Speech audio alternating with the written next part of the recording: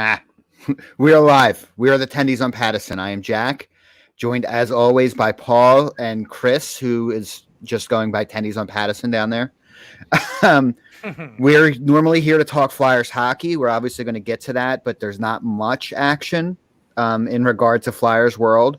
So the NHL playoffs, we were lucky to be treated by the start of that. I mean, you guys gotten a chance to watch much? I haven't watched shit. I have, for the most part. I've avoided my wife. You're missing out, Chris. I mean, playoff hockey is fantastic. Yeah, it's not a matter of that I'm doing it on purpose. I just you are. I just been so just so goddamn busy. Yeah, Chasing that Wi-Fi, baby. Yeah. So I sit there and we said this before. Playoff hockey is the best. Playoff overtime hockey is the best, especially when your team's not in the overtime hockey game. It is weirdly more enjoyable because you're not like your asshole's not puckered. You're not at the edge of your seat. You're just sitting back and enjoying the hatred, the absolute visceral hate between two teams. It's awesome. Can't beat it.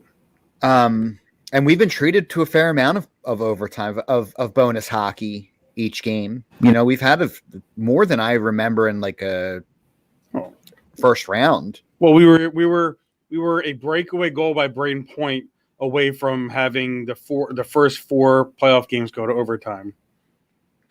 Freaking and that extra heat, right? Like it's nice when you get playoff division, like inside division games.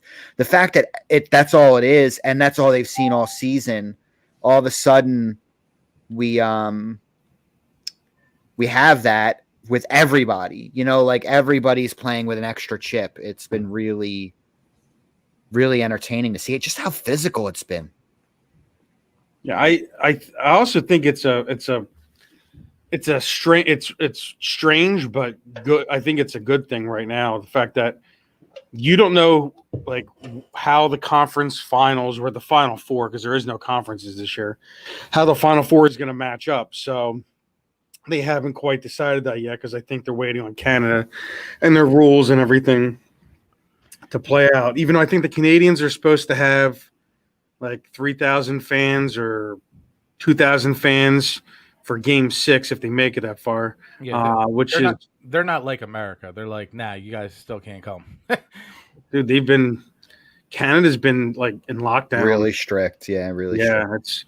Now here's the thing. Do you think the aggressiveness and the hits and everything, you think it has anything to do with, not that COVID's going away, but like not so much fear of hitting someone as opposed to last season where, I don't think there was. I don't think there. Maybe in the bubble there probably was, but right. The bubble was so weird because they're all living together, which sort of eliminates the hatred part of it. Yeah, you never really got mad watching the Flyers and the Islanders. Like you never like I hate that dude. Like it was so messed up last year. I mean, the fans have a lot to do with it. The fact that there's fans at games, except for Canada, helps a lot. I mean, it also helps from my enjoyment level too. Just hearing the place go nuts, even at whether it's positive or negative for their team, it's just brings that element back, which makes it so much more enjoyable. And every player will tell you they feed on that, and that helps momentum. When a team gets momentum and you hear the fans, get behind you, that helps. That helps continue the momentum. And you didn't have a lot of that last year. It was weird. I mean, they got it done. All props to the NHL for getting it done, keeping the players safe. But much like this year with them being stuck in their hotels and their houses and everything, being stuck in that bubble last year, they were just fried at a certain point.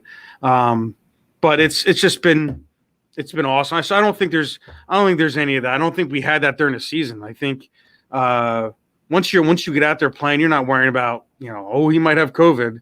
You're not, because I mean you can't let that come into your brain. Now, or you can't play like that. Or you can't play. Or it's funny you bring up like how fans, how excited they get. Now I don't know for you, one of the loudest things I've ever heard on TV, it live, was '06 Game 7, the Hurricanes versus Edmonton, when Justin Williams scored that overtime goal, or an overtime, that empty net goal with like 30 seconds left to basically seal the deal. And if you go back and watch that, like, because I remember texting Jack last season when there was no hockey, there was nothing, and I'm watching Game 7 of this, and how loud that place was, and the camera's shaking and everything else. It's great that fans get to see this, and fans are going to get to see, luckily, I know we're talking hockey right now, but luckily Philadelphia fans get to see, the Sixers, when they start this on Sunday. Like, it's. I looked at buying tickets today. I didn't. Yeah. Again, I don't want to get sidetracked too much, but the loudest I can remember, the Farg FU Center, whatever we want to call it. I've been to many games, many events. That 2001 basketball season, that 2000-2001, Allen Iverson, like, I had never heard that building so fast or so loud as Allen Iverson dropping, 35 in a night and just playing to the crowd. So the fans, they're going to be rocking, man. This city loves them some Joel Embiid. It's going to be rocking. So what game does he have? Does he eat too many cheeseburgers and he's like huffing and puffing and He's changed, man. He got it together. It's Chick-fil-A.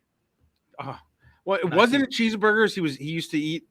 Wings. His diet was just bad. When he was getting stretched out, when like before games, I remember seeing it because I don't watch. Yeah. If they go far, I'll watch a little bit just because. Yeah. Just watch the fourth quarter. Yeah. Especially the last 5 minutes. Really, you only have to watch. Yes. So for me, the loudest and craziest game. I mean, definitely the craziest, not even close, but the loudest that I have ever been at was definitely Game 3, 2012, Flyers Pens, when they have the melee, you have Asham hitting Shen, and Briz, and I mean, it was just the whole. That was a wild season too. Yeah, everybody was so pumped. Crazy, and then that was the one when Crosby started the fight, and then whatchamacallit grabbed Hartnell's hair. Yes, Craig Adams. Yeah, and that was when Crosby smacked the glove out of Voracek's hand, I think it was, where he was bending over. No, Timonen to pick his glove up, and I was gonna say Timonen or Shen. It was one of those. Yeah, but that was just. I mean, that was, if you remember, in game 2, Hartnell did the Hulk, the Hogan, yeah. And then when they put him on the jumbotron, man, that place went absolutely ridiculously crazy. That was insane. That was great. Oh, such a fun year that was, and that series in particular was wild. That was the game where they were down 3-0 in game 1. And then they won like 7-3. Didn't Couturier and Gertz? No, game 1 they won in overtime. That's right. Voracek scored, and then game 2 was the double hat trick. Yep. All right.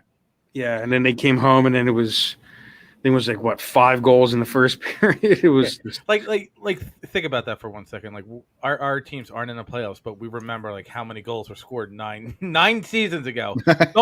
Don't ask me my kids how much they weighed when they were born, but I can tell you, in game 2 with the three goals scored by Couturier and the 3 goals scored by Giroux at the exact time of the periods. I can tell you that. Don't ask me how much they weighed. It also speaks to, honestly, Chris, right, like, how old's your son? 13. Right. Okay. No, the answer was supposed to be, I don't know. Yeah. Well, I know his birthday. But say Chase is a hockey fan, right?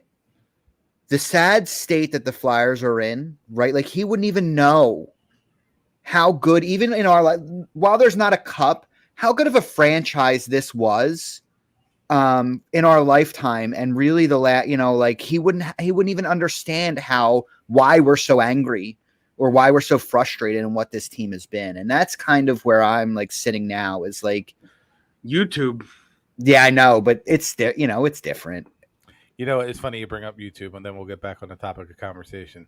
The one thing that I used to show my son all the time when he was a baby was the Ottawa Senators and the 2004. 2004.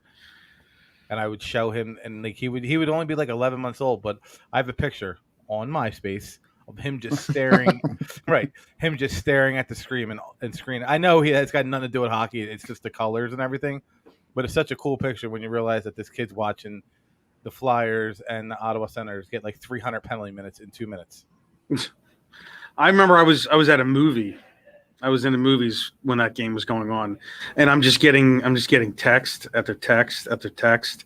Like, do you believe this shit? I'm like, dude, we got to get the hot of the schedule and get to a TV ASAP, because I don't care. I don't like.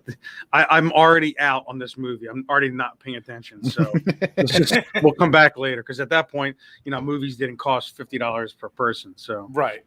Yeah, but now you get a recliner. Oh yeah, and you can get drinks at the Woodhaven one. I don't know about the rest of them. You can get yourself a $10 Jack and Coke. When they have you gone back yet? No. I mean, I may now.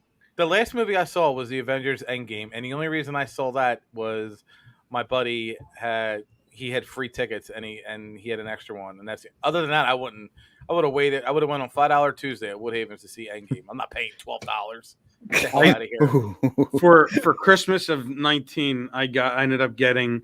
I have like $150 in Fandango gift cards, and then the world shut down. Like, yeah, you can't use them. Awesome. You got $150 in movie gift cards and a 2020 planner. That was one hell of a gift. One great gift. Yeah. So I think I might go see Quiet Place too. Not to make this a movie thing, but yeah, no, that's fine. Yeah. Listen, we like Jim from The Office, so it's fine. Right. We can. He's not. R.I.P. Yeah. I've not seen it, so I just know he's been visiting theaters. Oh, has he? Yeah. I mean, obviously, like it was Miami. I saw an ad. He's an executive producer too, I think. Yeah, I think he wrote The Quiet Place, the first one. So, the Dwight Place. So, I mean, so Canada's behind, obviously, because everybody's got to still play Vancouver a little bit. Does the first Canadian series start tonight? Did last night. Last night, okay. Yeah, Winnipeg. Winnipeg knocked off McDavid in game one. It's McDavid and Draisaitl having the playoff yips. I think McDavid had an assist. I mean, Draisaitl had an assist, but they shut McDavid down, which is crazy. It is. I mean, nobody's been able to do it all year. I mean, especially, I mean, Winnipeg's played them how many times? Already. They were. The Oilers were 7-2 against the Jets in the regular season, and it wasn't even close. But like the amount of points that McDavid, I don't think there wasn't a game that he didn't put up less than 2, and he had like 2 or 3 4-point games. I mean, you don't score 100. What do you have? 106 points in 58 games. He had 105 points. In 56 games. He had 72 assists. So he could have very well had 50 goals and 100 assists. Yeah. I mean, they would have played an additional the full 26 games. I get it. You play the same team over and over again, so he might have had the advantage because that can cut both ways, though. Right. Well, obviously it worked last night because they shut him down.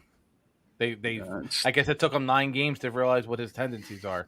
Well, I just think he's faster than everybody. Really, he's really good. The other thing to think about is, when you're in the middle of a condensed season like that, where you're just trying to get through, and then once everything was locked up in terms of playoffs, and then they had that semi-long break. I think it was probably the longest break of the season, which is weird because the Leafs played at night. They had a week off, which is insane. But they had an opportunity to kind of sit back, reflect on what happened in those 9 games, and prepare for it. And the fact that they knocked the Oilers off with both their goals coming from Tyler Pullman and Legend. yeah. Well, do you? I don't know if you remember last year, he took a shot to the face and mangled his nose. We were talking about that before we went live, but about body parts getting mangled. But and there was I think the fourth liner scored the game winner on a point shot from some guy that's played like 3 games in his career.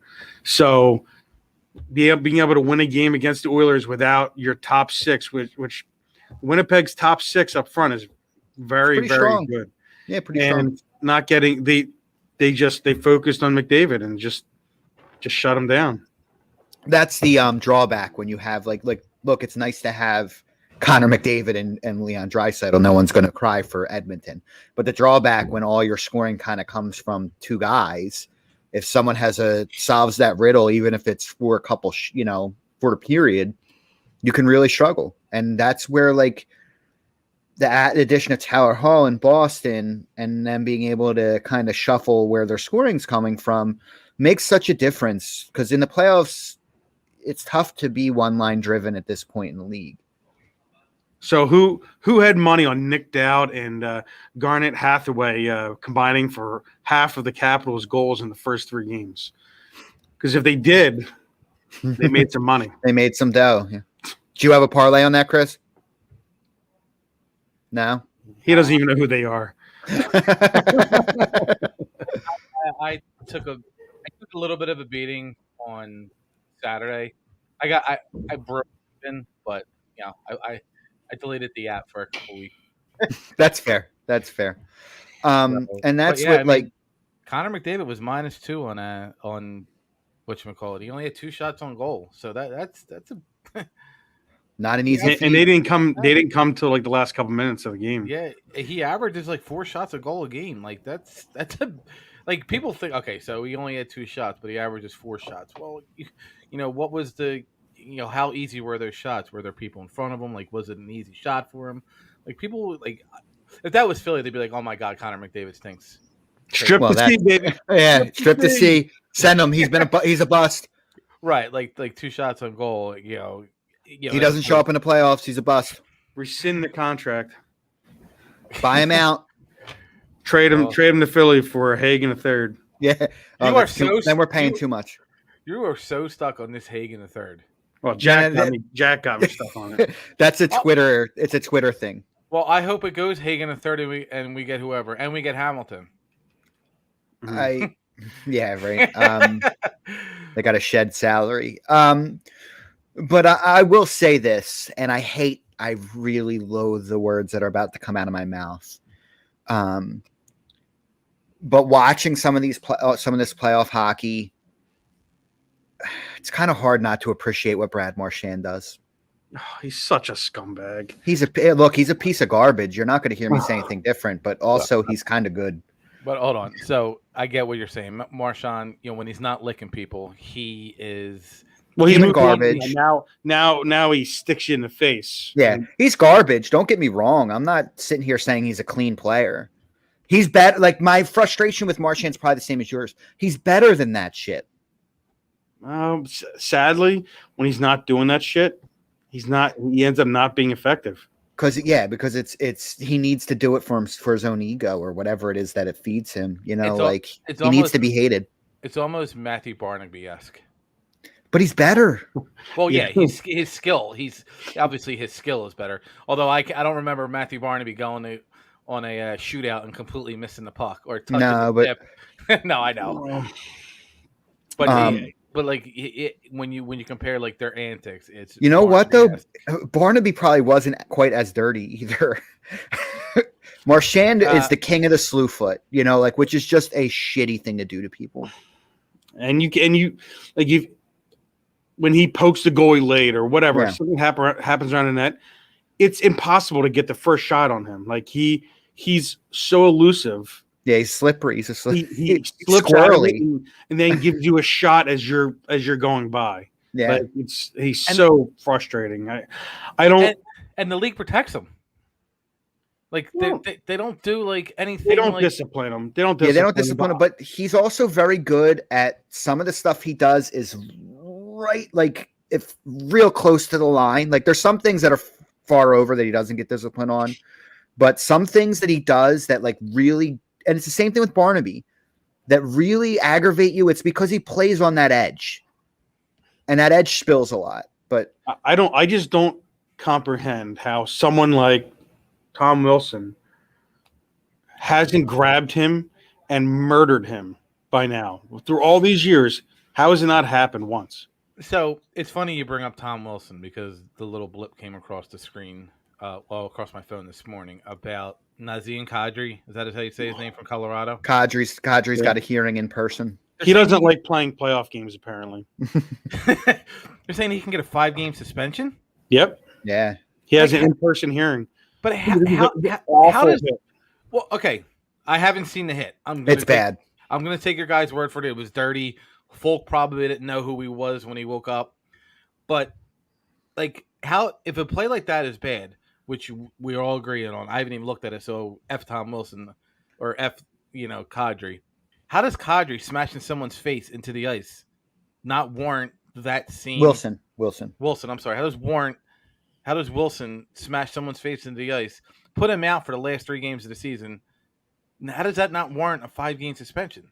Like, is Washington the new Pittsburgh where we just protect all the players?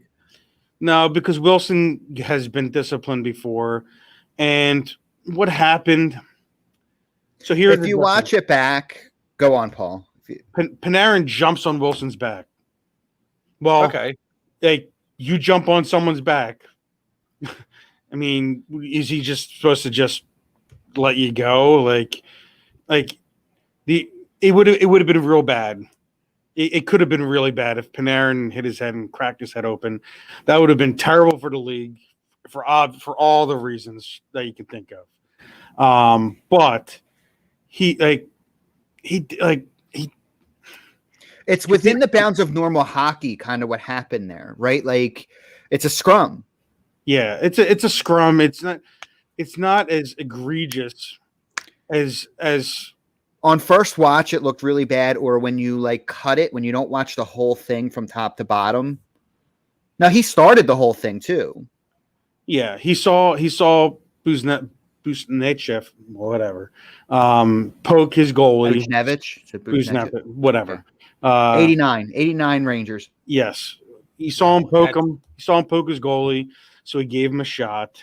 I mean, that happens in every single scrum. I mean, look at the Florida Tampa series. Like, I think the first 9 whistles, there was flat, borderline fights in the scrums, and so much worse stuff has happened in the playoffs in the scrums than Wilson. I mean, except for the fact that he could have potentially really, really hurt Panarin. But when you look at what Kadri did, and when you see the low light of it, whatever you want to call it, I'm watching it now. It's pretty bad. He definitely leads aiming for the head, shoulder right to the head. Yeah, that's this. I think this will be his third playoff suspension of more than repeat offender. Yeah, repeat offender. It's just like with football too. Like this is the exact kind of hit they don't want. If there's a couple things that are definitely going to earn you something. Go ahead, Paul. You know who he is?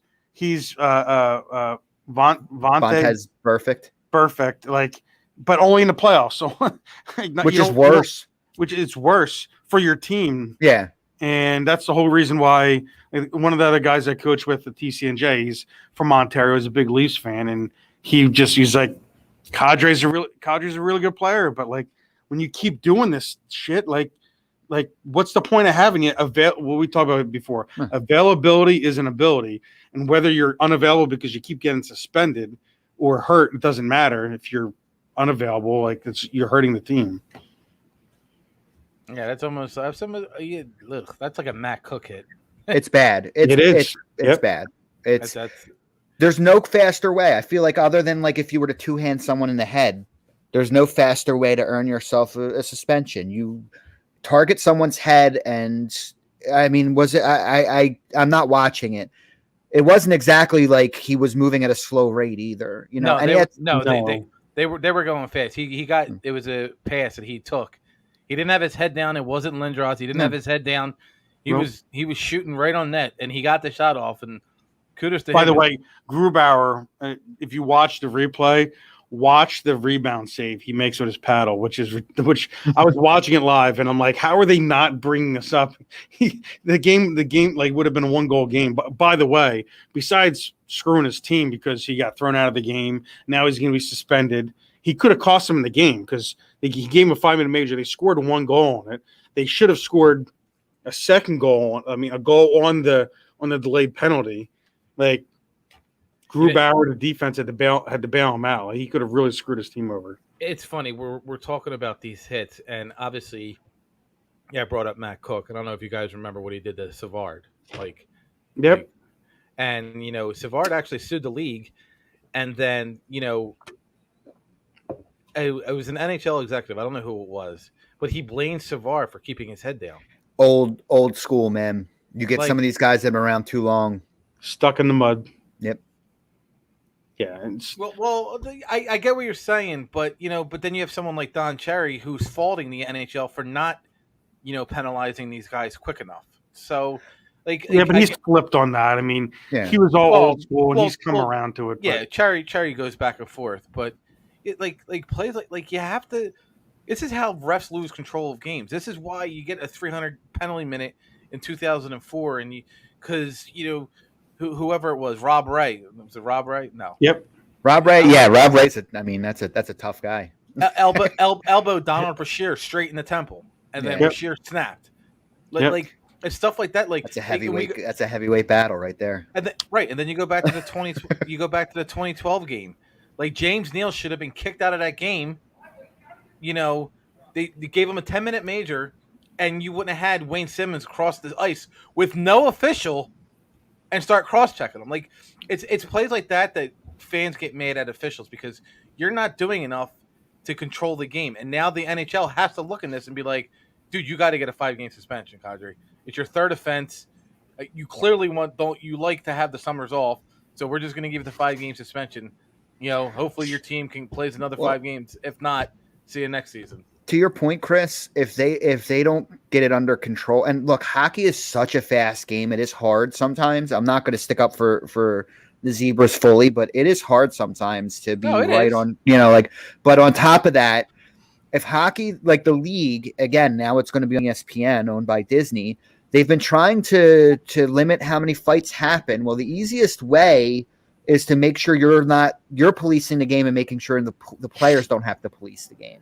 Right. And that's like, that's more or less how all sports are. Is like you have to control the game as a ref.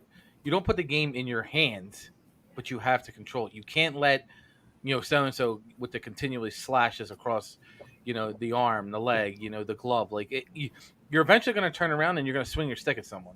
I just feel like, or it ends up as being a board, or it ends up as, like you go out there and you hit someone so hard just to get back at them, not an intent to injure, but you just hit them and there's some intent there. Yeah. No, I'm saying like you really think I could be wrong. Do you think players go in intent to board someone and snap their head and shoulder back? No, not. I think that there's a frustration that happens. Right, and that's what I'm saying is there's an intent to cause pain, not necessarily. Yeah, right. Not to injure. What league was it that banned hits for this past season? OHL, but that was because of COVID. It was because Well, that's what I'm saying. Was it? It was one of OHL or CHL or Q. But I'm like that. That's what I feel. Well, I know it's because of COVID, but you feel like almost sometimes the league wants to go in that direction, and you can't. Well, you can't obviously, but sometimes they think about it. It's something that's always brought up to the board. They got to just be better at their job, plain and simple. And I'm far from an NHL official. They got a hard enough job skating up and down the ice, with these guys. So, Paul, since we're talking penalties, one of the rules that they keep that Chris is bringing up, rules they keep bringing up every year, is basically tied around power plays. So one of the ideas that they have in order, is to take away icing So you can't just ice it down. And another one that they talk about is it's 2 minutes. Doesn't matter how many goals get scored, it's 2 minutes. But what if you're I always thought, I'm going to, because I'm going to sign off. I always thought if you score in a power Drop a play, bomb and then leave. like if you score on a power play, on a 2-minute regular power play, you should continually have the power play going. But if you give up a shorthanded goal, their power play is over. It can't be too gimmicky. It can't be too gimmicky. Well, it's already gimmicky enough. I guess I could be on board for keeping the 2-minute power play. The whole icing. Those are the two ones that come up frequently in the every offseason. They actually did that in youth hockey from Pee Wee, so 12 and under. They actually USA Hockey instituted that 2 years ago. A test case. And I get the premise. They don't want kids. They want to force kids to make passes and leave the zone. That's the whole premise behind it, which I understand. I get. But you can also do that in practice. You can make them in practice. They can't ship the puck out. You can't leave the zone without possession of the puck, or while making a pass. Like you have to be making the pass in the zone to a guy leaving the zone. But so I get it from youth hockey perspective. But while you're playing NHL level, I just like. So here's the thing. You're blocking. I think it's an injury risk too, yeah. Because you got guys laying their bodies on the line, and then they can't ice it because then I don't know how you're going to get a change. If you ice it, you can't change. So that means they're going to be out there. Like a guy takes a shot off the ankle, and granted, the referees can make, if he's hurt, they can let that guy change. They can make that decision on the fly, but. I just gimmicky. It's too gimmicky, and goal scoring went up this year, and for the first time in a while. Well, actually, if you look at, I believe in 1920, the goal scoring was going up a little bit too. Well, and that brings me. I guess I'm trying to be professional here. Like I'm trying to make sure we have some segues. So off air, we talked a little bit about goaltenders and what's going on, and I think that this is a nice segue, right? We're the Tendys on Pattison. We're goaltenders. Gentlemen, I'm out. I'll watch at the baseball field. Enjoy. So crop dusting son of a bitch. I know. So we talked a little bit offline about how goaltending it's elite. Everybody, even the guys that like you consider maybe a notch below.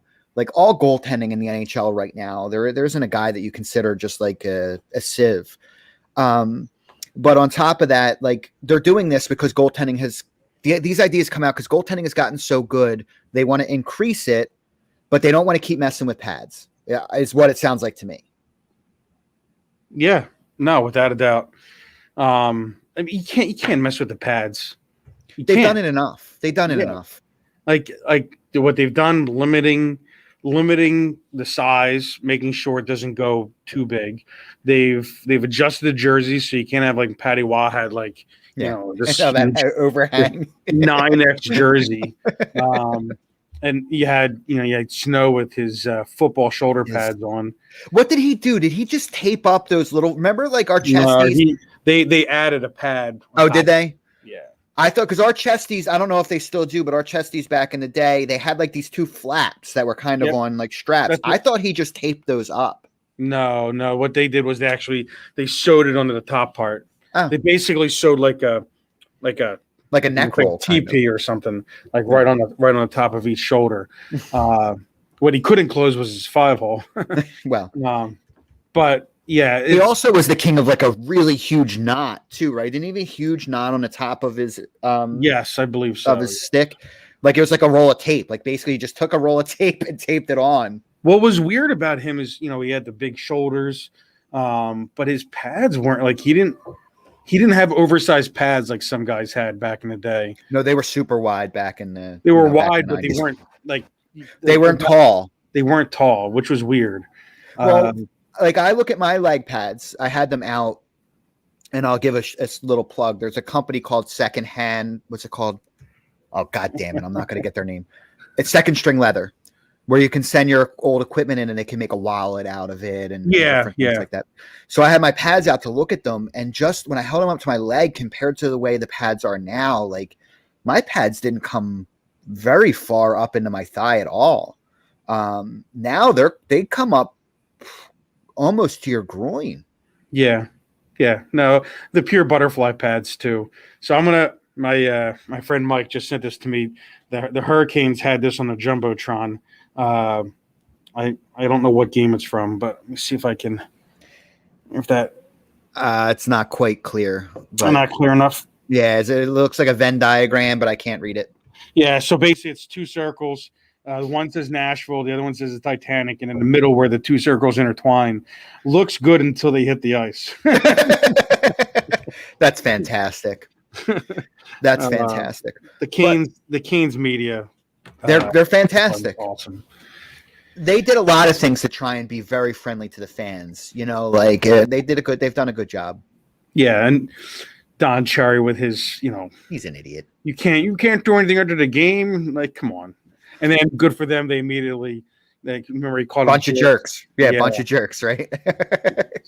I'm like, just have fun. Like, it's supposed to be a fun game, and like, it's business, and just it's not quite as bad as baseball with their unwritten rules, but yeah, come on, you old heads. Yeah, well, I mean, and it's just a different game now. Like it's a more fun game. Like I feel like it's not quite there because everybody's so structured, but like they do have the chance to be way more creative than what was going on in like the late 90s, early 2000s, where like maybe it wasn't quite as structured, but the clutch and grab didn't really give for much creative play.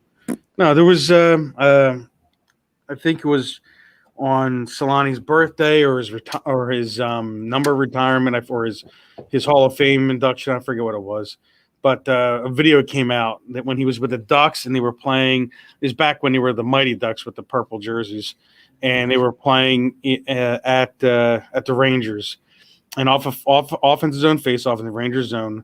Bukaboom literally grabbed him and just pulled him to the ice for the perfectly legal. Perfectly legal, no penalty. Right now, like Bukaboom would have got like thrown out of the league for that. Yeah, it's just different, like, and I feel like we should, if we're going to play the game different, if we're going to call the game different, we should experience the game different. And I feel like hockey hasn't done a great job at bringing in new audiences.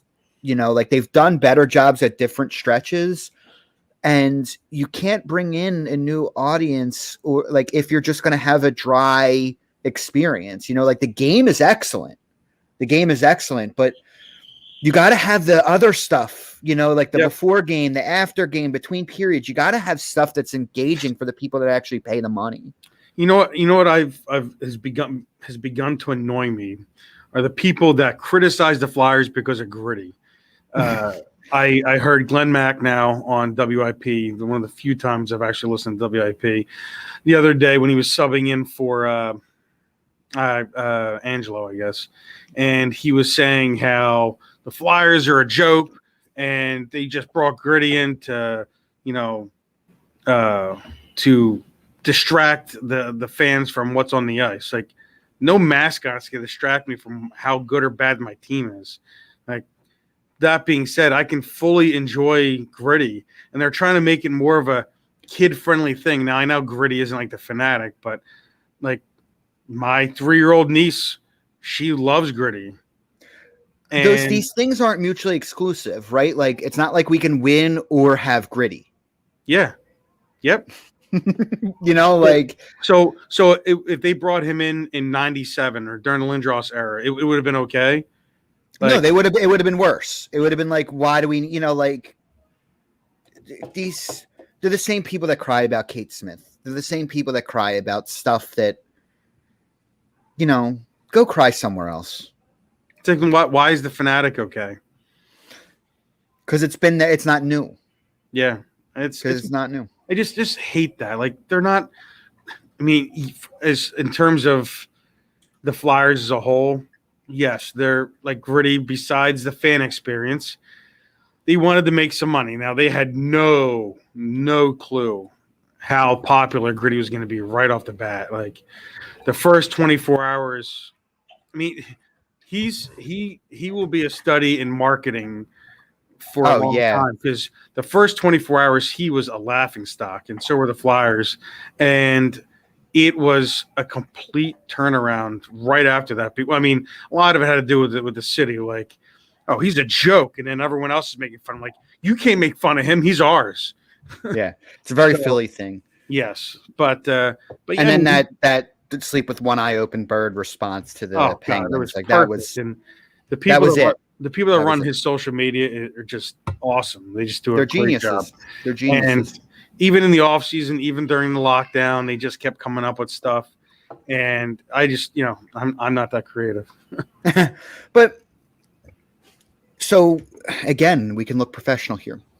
So the problem with these people is they don't know what they want, right? So they'll talk about gritty, and they'll talk about how it's, it's horrible, or it's a laughing stock, or it's a joke, or it's just to distract us. And then they'll also turn around and be like, the Flyers never bring in fresh. They'll always do the Flyers thing. This is why we've been bad. It's always a Flyers move. And so irritating. Yeah. So then now the Flyers are poised to do a very Flyers move. So Scott Gordon and the Flyers agreed to part ways this week, which is a interesting turn of phrase. But when you read what Fletcher had to say, it did make sense, right? Like, I don't know if you were able to read his quotes. I didn't read it. All right. So basically his point was, the assistant coach comes to him and says, like, look, I'm not interested in coaching anymore. And this was the last year on Gordon's deal. So they go, we can leave Gordon here for 1 year and have to hire an assistant coach, where, like, we don't know if we're extending Gordon or not, and we don't know if Gordon wants to be extended or not. And now we're hiring him an assistant coach. So we're hiring a replacement for him. What are we doing here? And he's like, when I talked to Scott, he said, like, maybe it's a good idea to just, part ways now, rather than have this 1 year where we don't really know what's going to happen the year after, and hire an assistant coach into that. Yeah, it's a fair.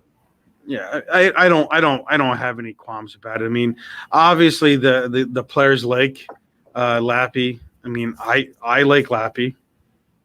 I think Lappy's a good guy. He did a very poor job with the penalty kill for 5 years, which was whatever. Too long. But I have no problem with him trying to develop players. And when you look at Bill Barber, former Flyer, coach of the Phantoms, won a Calder Cup, won a Jack Adams Award as a Flyers coach, got thrown under the bus by his players, never coached again, which was a shame. It's really a shame what happened. Yeah. Very similar to what's his name? Basically to Boa. Very similar trajectory to Larry Boa there. Yeah.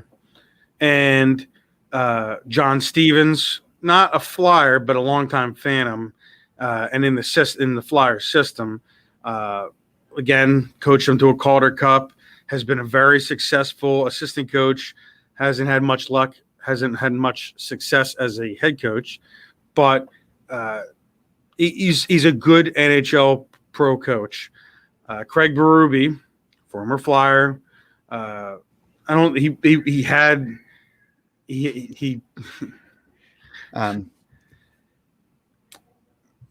to go coach or had to go watch kids baseball.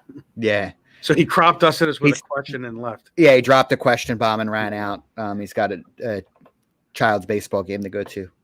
So Berube, he's going to go curse at kids. So Berube had success as a Phantoms coach, had success as the Flyers coach, got fired, and then went to St. Louis, won a cup.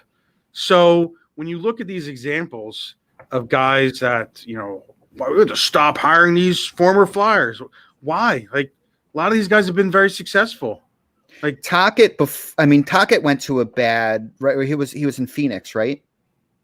Arizona. Arizona. They just let him go. Yeah. But that's a tough franchise. That franchise had a hard time for a little while. He'll But get even another shot. he'll get another shot. And even though Brindamore is not, I mean, he's just as associated with Carolina as he is with Philadelphia. Again, this is a Philadelphia play, like a Flyer. Yep. So I agree with you. I just think that the Flyer, like, the fans can't cut it both ways, right? You can't cry that you want a change in direction, and then when you get it, complain about that as well. I mean, I guess you can do whatever you want, but it would help to have some intellectual consistency. Yeah, and I don't think there would be much. There wouldn't be a lot of arguing or complaining if they brought Brindamore in because of the success he's had in Carolina. Yeah, but if they were to fire AV, which they're not going to do, they've already confirmed. If they brought Tocchet in, there would be a lot of flack. Yeah. And which I would not be for firing AV for Tocchet. We agree with you there. Yeah, Ryan. Yes, no, we agree. I have no problem describing the bullies as the bullies, Clarkey and Barber and all of them. I have no problem. Yeah, they're the bullies, but calling the Flyers the Broad Street Bullies, it has to go. But be prepared for it, because when ESPN comes in next year, guaranteed that's anytime the Flyers are brought up, that's what they're gonna call them. It's 100% guaranteed. I'll mortgage my house against it. And they haven't been that kind of team. I mean, maybe you could say some of those late '90s teams were kind of like that. Sort of, yeah. But sort of. They were intimidating. Yeah, they were intimidating. They were landed the Giants. That team was so big. Those '90s teams were so big. Yep. But they haven't been an physically intimidating team in a long time. No, they have to they have to bring some of that in, and it'll be interesting to see what they do this offseason. As we've talked about numerous times, a lot of changes coming, and rightfully so. But one thing of interesting note that came out this week was that Patrick changed his agent for the third time in 4 years, I think. Yeah, and it came out that the agent told the Flyers that he would like a fresh start, which that might be better for both parties. Which prompted some online, hatred on Flyers Twitter, which is nauseating. But I understand it, but the Flyers can't just let him go. Like, you gotta either trade him with his rights, or he's part of a trade within a bigger package. You're not just gonna trade him. No, I think that I think that he will be part of some package to bring in some play. We don't know what the market's going to look like for teams looking to move players. But I do think he's an interesting, because he plays center. Center's an important position. He has a number 2 pick. Yeah, he's right. Like, he has a name. You look at his injuries, you say maybe he just, got a rough start. Maybe there's still something to mind here, but you're not going to trade him for, I don't know, pick. You're not going to trade Patrick for Eichel, like two former number 2 picks. That's not going to be what happens. He would be part of a trade for a big name where the risk is low on both sides, I guess, is moving Patrick. I think just like the trade deadline this year, I think you're going to see a lot more 3-team deals. Yep.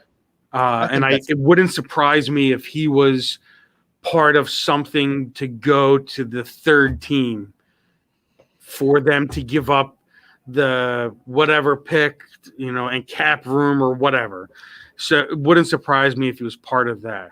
Last offseason, I actually thought he might end up getting like a team like Ottawa that needs to get to the cap floor might be in, like before they signed his 1-year deal, where like it's an interest for a team like that that's still in a rebuild, that might need to take on some salary. I don't know what shape they're going to be in next season. They're still very young.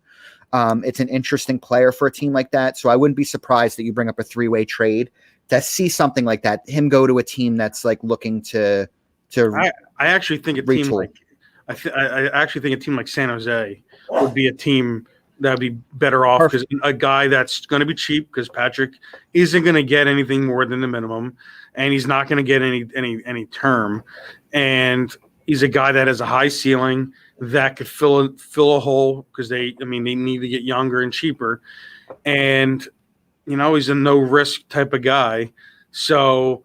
That wouldn't surprise me. A team like Ottawa, they need to bring vets in.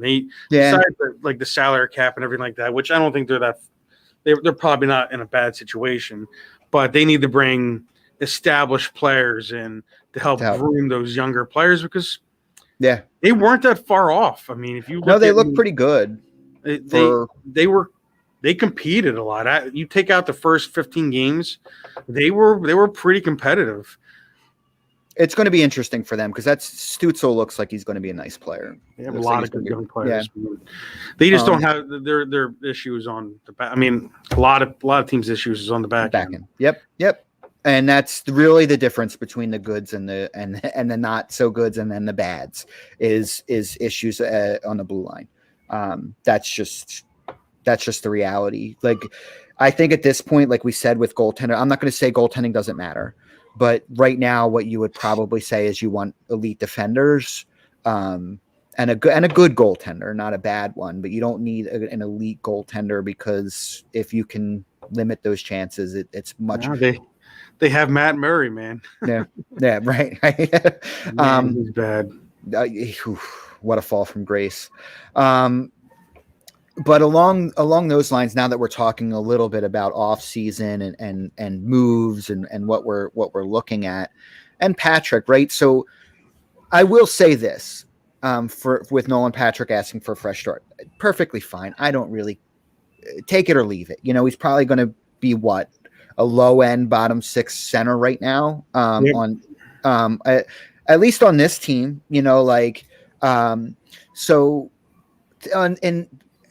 What's annoying a little bit, like I don't mind him. I'm not angry. I could care less.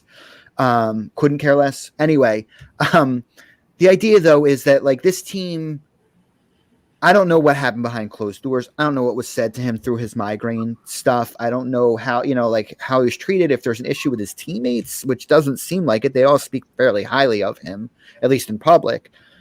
It is a little annoying to have someone who's contributed so little to want out too. Like I get wanting a fresh start, but it's also like, well, if you remember last season, even before the shutdown, the Flyers were not thrilled that he still was not available. Because if you remember, even for the bubble, there was talk that he might come back. Yeah, he might be available for that. So I know there was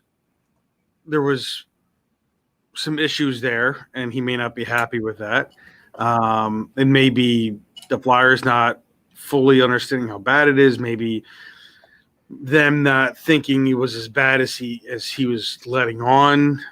We don't know the full story, never will, but it just seems like there's definitely some bad blood there, some resentment, and it's management, and I guarantee AV is part of that, and that probably is part of his wanting out. But it'll be interesting. It'll be very interesting to see what happens with him.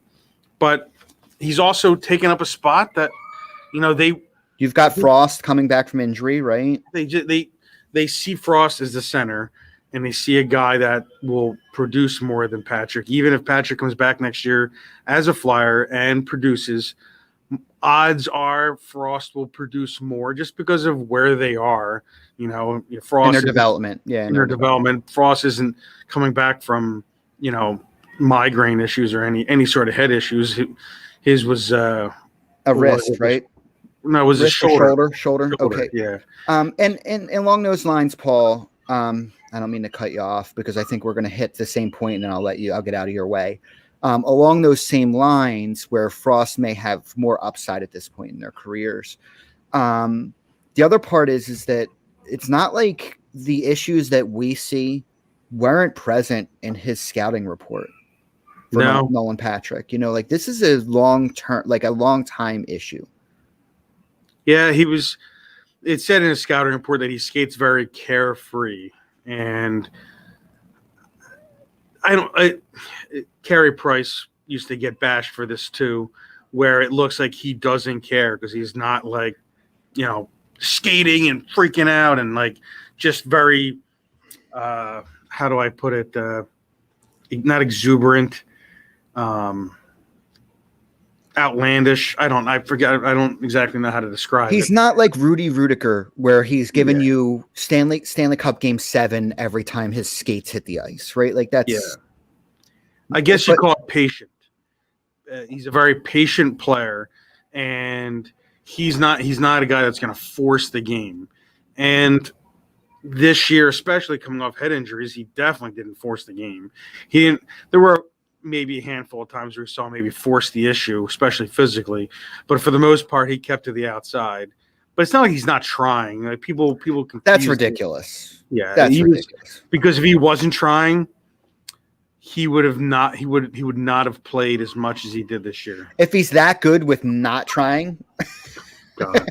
right? Like, but I guess what I took away from it though is like there is an amount of like guys can look effortless when they're still, like effortless, yeah. But there is some concern a little bit with, I don't know. I feel like when you play center, right? Like it's the second, it's up there with one of the most important positions on the ice. You have to be to a certain degree as good off the puck as you do on. Yep. And I think that when you're watching a player that looks the way he does, and again, I'm not in his skates. I'm not going to sit here and say he's not trying enough. I'm not in his brain either. He's not tenacious enough. Yeah, but there are some concerns about that off the puck play, right? Like, so I'm not comparing the two. Don't think I'm comparing these two players. I would never do it. They're not in the same league. But that's what makes a guy like Crosby so great, is because off the puck, he's better, probably almost better than he is on, right? And that's sometimes the difference when you get to this level and you want to play top six, is that off the puck play.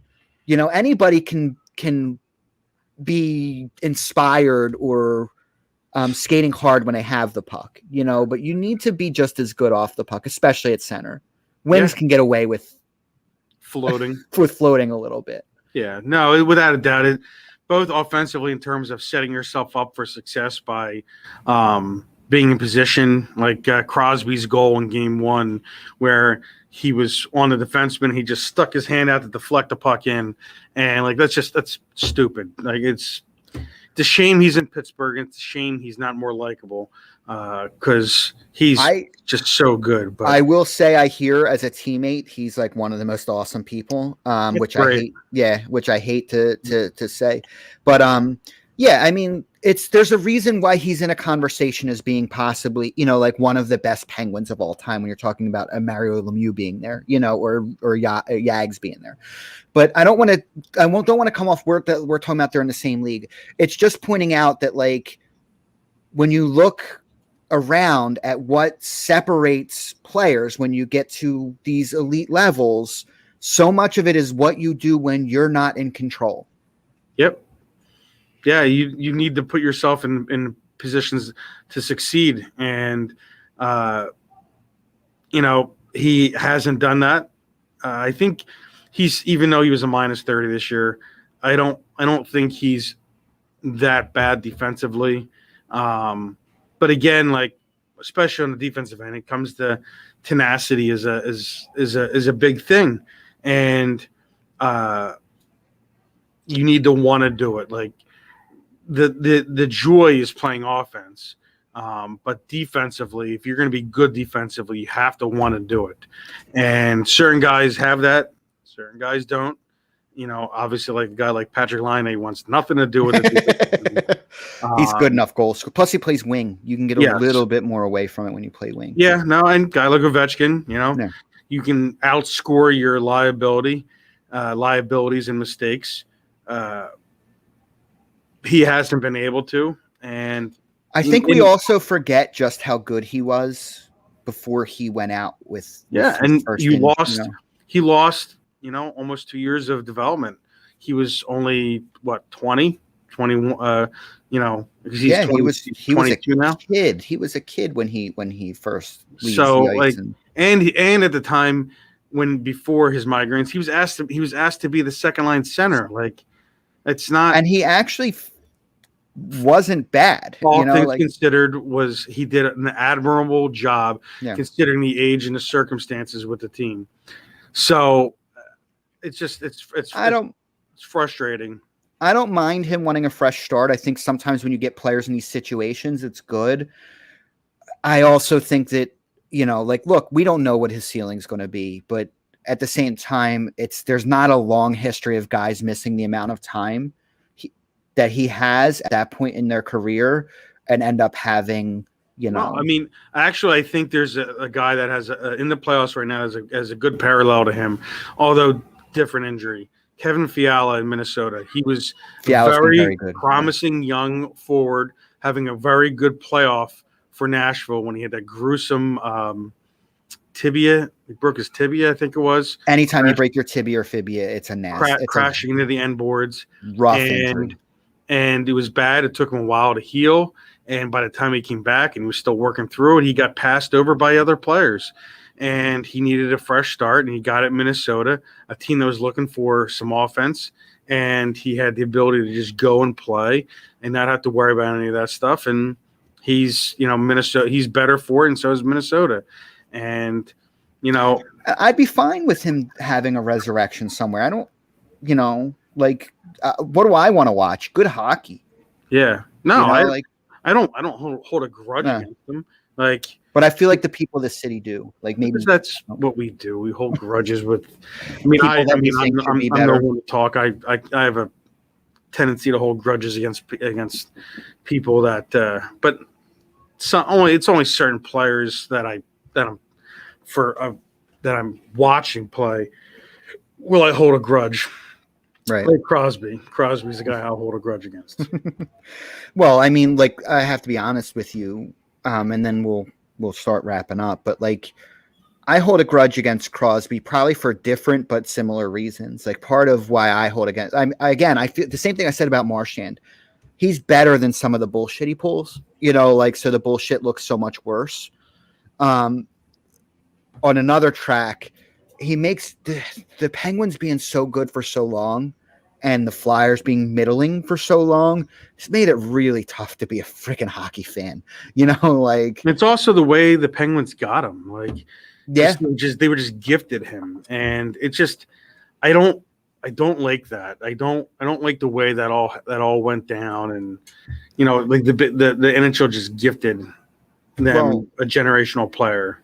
Well, and this is what, because we had our own tank here in Philly. I'm wearing my Sixers hat, right? We had our own tank here, but the reality is when a team when a league decides it's going to go into a lottery system to avoid those things, well, you can't undo what's already been done, right? So now everybody else has to adjust when it's you can't undo those things, and so when you decide you're going to go worst to first for a while, and then you institute a lottery, and then a cap comes on. If you look up and down, the teams that have been good, for the most part, they haven't shuffled all that much, other than Vegas. Obviously, they haven't really shuffled all that much since the cap was instituted in 2006.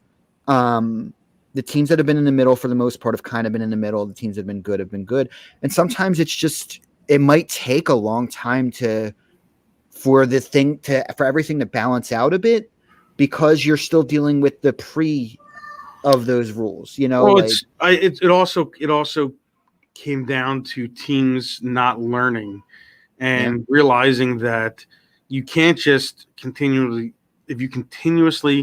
trade away assets and give out awful contracts, you're just going to be stuck in purgatory. And because if you trade away the assets and you don't develop, you turn into what the Flyers were stuck in. Carolina was stuck. I mean, they won their cup, and they were competitive for the next couple of years. They made the conference. They went on a crazy run in 2009, made the conference finals, Yeah, but then was they it had 08? lottery picks for a couple years, right? Like, And then they were bad, and they were bad for a long time. They didn't make the playoffs until 3 years ago when they went to the or 2 years ago when they went to the conference finals, and that's at that point all those young players were finally blossoming. All those picks that they got, and for as bad as they were finally making a difference. And and then you have a team like Phoenix, which is a whole different story, but I just can't figure it Buffalo, out. Buffalo, Arizona, Buffalo, Detroit hasn't really been able to figure it out either. There are just some teams that have been stuck. Again, I think you're right. I think that there's an amount of when the cap went in, right? Because 06 is 15 years ago. It sounds longer than it is because every time you bring a GM in, you're going to give them a couple years. You're not going to turn them over every year, right? And hockey has long contracts for how low the salary cap actually is. When you start talking about signing guys to 7 years on a guaranteed deal in a salary cap league, it can, and the buyout is double, it's half the money for double the time, right? That's how it affects you. It's somewhere in that range. Yeah. It really stings if you have an executive that gives out that long contract. And how bad is Bob's contract going to look like? Oh, and it's going to look It's going to look terrible this year that they're having, which they might end up getting bounced this round. I mean, they're down 2 games. They're going to have, that's a $10 million contract for how many years? How much term did they give? 10 and 10. 10 and 10. Too long. And I think that this flat cap for a couple years, what it's going to hopefully do is players don't want long term right now. No. And maybe that it reorients what term looks like in hockey going forward, because it will be better for the league if they go to shorter, more. I don't care. It could be the same amount of money just for less years because I think this off season in terms of contracts will be a hair better than last year. It's going to be up to next season. So next summer is because between the amount of really good players that are going to be available, and B, it'll be after a year of hopefully hockey back to normal after the first year of the ESPN, the big TV deal. So there'll be more money coming into the NHL. So the HRR, the hockey related revenue, will be higher. will be actually higher than it was before COVID. Prior to COVID, because the ESPN deal is very friendly, which is good. That's good for the league. I just hope that we don't go back to see, I think that 7-year deals should really be reserved for really special players. And free agency in hockey has just become something where you just super overpay, let's say prior to COVID, you really overpay free agents and you get the hometown discounts and bridge deals are really where you make your contenders. And if you're having to sign free agents, it's tough. It's tough to build, to get players that way. You got to spend your money to lock your players up. Yep. And if there's a generational player out there, which a guy like Dougie Hamilton is not a generational defenseman. So he's a nice defenseman, but he's not. He's good, but he's not generational. No. You got when there's a guy available like that, then you have to try. Even Seth Jones and Zach Werenski, they're not generational. They're really good, and if you can get them, but is it worth blowing the bank up for it? But that's what happens in free agency, right? Someone's going to. Yeah, that's why it's tough because you don't know. It's risky, but making trades is the way to go. Making hockey trades is the way to go, and that's what Chuck is going to have to do.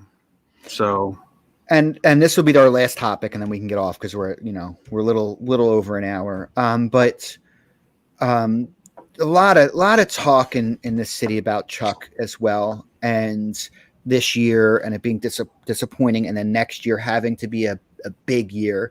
And I don't say that I don't want to see the same exact team come back or some version of the same exact team come back. That being said, sometimes the smart move isn't, if he can do it through trade, I want to say that. If he can do it through trade, that will make more sense.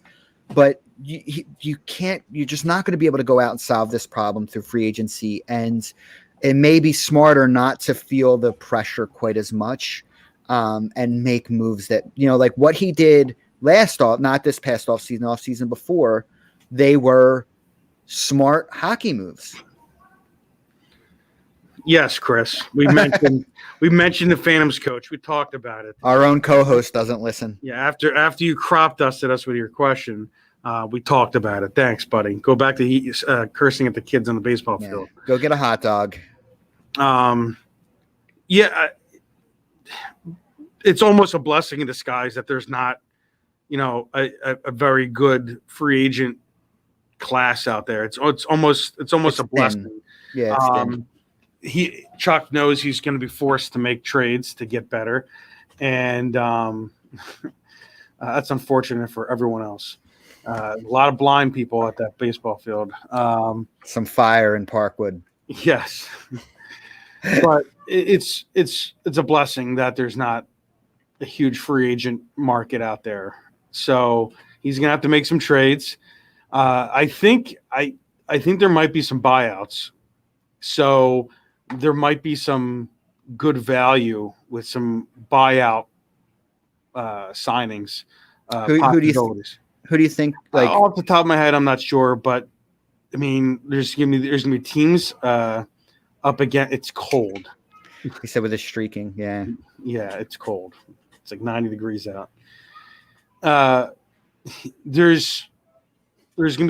are teams that are up against it cap wise that want to make improvements, and I'm not saying that he's a guy that's going to get bought out this year. I don't think he's going to get bought out this year.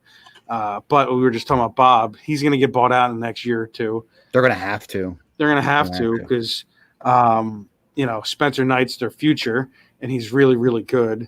So, at some point. And Quenneville's system seems to, not be unfavorable to goaltenders. And he's big. He's big. Yeah. Bob is not big, and that's a huge, huge problem for him.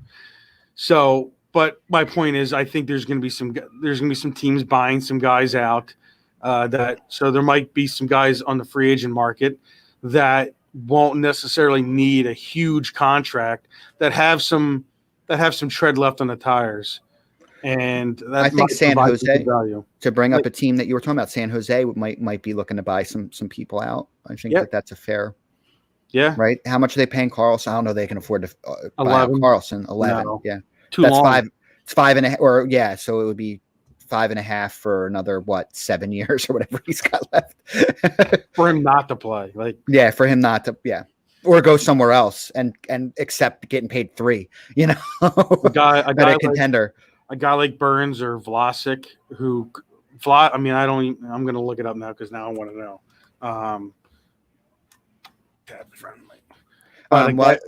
While you're doing that, I think San Jose, they're, Tampa Bay, they're right up, they're over the cap. Yeah, we were talking about it before that they're now 17 million over the cap today, and I think next year they're what 5 over the cap, 5 over, and they have a bunch of free agents. Yeah, so they're going to be doing some wheeling and dealing. I don't know if they're going to be able. How am I not finding San Jose? What am I doing? There they are. Jesus. So for next year, they have 11 million in cap space, but they only have 15 guys signed. Yeah. So like a guy like Vlasic. He is 34. He has, oh my God, he's got 5 more years left at 7 million. Yeah, he's a definite buyout possibility. Yeah. So and when we talked about GMs and being stuck in old ways and getting stuck in long contracts, you've got a 34-year-old, right? How old's Carlson now? Carlson's only 30, but but he might as well be. I mean, his body's 34. It was his knees. I mean, no offense to Eric Carlson, amazing player, but Brent Burns is 36. He's making 8. He has 4 more years. So that would be 4, right? They'd have to pay him $4 million per if they buy him out. Third. I think it's a Is third. it third? Oh, I thought it was half. But even so, for double the length of time. Yeah. So if he has 4 years, they're gonna have to pay him that for 8. Yep. So again, it makes that 36-year-old if you're only taking a flyer on 1 year, and for him, what does it matter? He only needs. Yeah, You I have to mean, give him a big deal. if you can get Vlasic, well, I think they have to pay him half, but the cap hit is only a third. Right. So, I think you're correct because it has to make sense to free up cap. Yeah. So Vlasic, he is, like if you can get him signed to even a 2-year deal where he's only making, like $2 million, like that might be like, and I'm not even saying as a guy to play a target, Kovrov, yeah. But he might be a guy. So if you make a trade for like Dumba, and where I've been talking about that drum, where you. It makes sense. He's a Chuck guy too, right? Yep. Where you have to deal, Myers in it. So now you're looking for a 4. Vlasic at 2 years at $2 million. Perfect. Absolutely perfect. Another, a good veteran to play with Sanheim. Like that just fills out your decor. And it lets Sanheim be Sanheim, right? Like some of the issue is, Sanheim. Some of what makes Sanheim good is he's a good skater, and when he's got to stay at home, it's not necessarily capitalizing on his strengths. So I think that there's going to be I think you're right. I think that there's going to be other names where teams are going to hope that they're going to end up in Seattle, and it just might not work out that way. And they these are the forwards that San Jose has signed for next year: Couture, Vander Kane, Timo Meier, Tomas Hertl, LeBanc. Weren't they talking about something with Evander Kane this season too? And a buyout or a cut or something? So they have those guys. They have Barbanov. I don't even know who that is. John Leonard, and I don't know what his name is. But they have 6 forwards signed for next year. No, he's a free agent. That $11 million will go away very fast. Oh God, yeah, they have. So they need to re-sign Donato or trade him. Marcus Sorensen, who's a good bottom 9 guy, which they could let go, but then you still have to fill a spot. Yeah. They have a bunch of young guys they have to re-sign. Patty Marleau, do they bring him back? Which wouldn't surprise me. So like they need to fill out their forward grouping, and it can't be all young guys. But they have a lot of work to do. Wow. So I think that when you look up and down, I do think teams are in better condition than they were with Vegas. And I don't think teams are going to be as hungry to be giving up picks to Seattle to take players. But there are a lot of teams that need cap casualties to go to Seattle as well. So it's going to be that it all kind of starts with, is that one of your players? No. Mike couldn't play any sports. The only sports he's good at is beer pong. That's competitive beer pong. I'm the same way. But really, this off season, we're going to obviously play or pay attention to playoffs. It's been fun so far. We don't expect it that fun to die. But really, the off season, the pivot point is the expansion draft. Because we're going to know so much about what teams are going to be stuck doing. Yep. Yeah. You'll know everyone's the landscape of who like the Flyers. If they were able to get rid of Voracek or JVR, that'll be gigantic.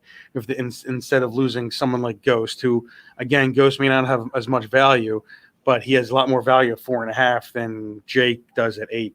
Yeah. 100%. He's also both of them are very difficult pieces to move. We learned that with Ghost, right? With putting on waivers. But that being said, you're on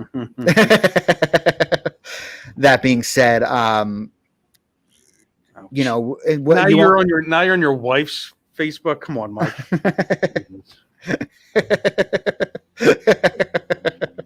But point being is you won't really know what those moves look like until the other moves happen. And I also feel like the Flyers are in a position where they're going to make the players that they're going to make available. I don't think they're going to be giving up picks to get Seattle to entice Seattle to take certain players.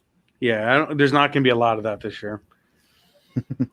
So on that note, I'm going to put up as we close out I'm going to put up the lineup of the shows on Phillyverse, our new home.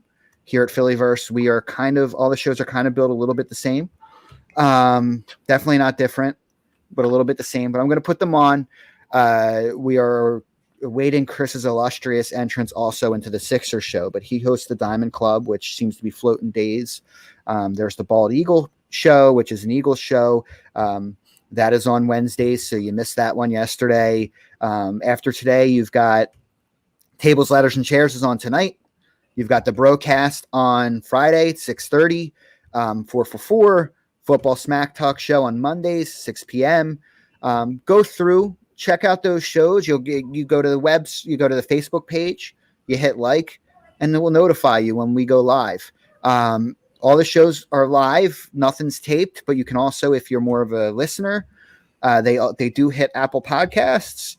So search for any of the shows that you might like. Otherwise, take a look, give a listen. Everybody's, trying hard to bring the best of their show to you guys. Otherwise, we will be back on Thursday at 5:30, pending our own lives, but that's when we should be back.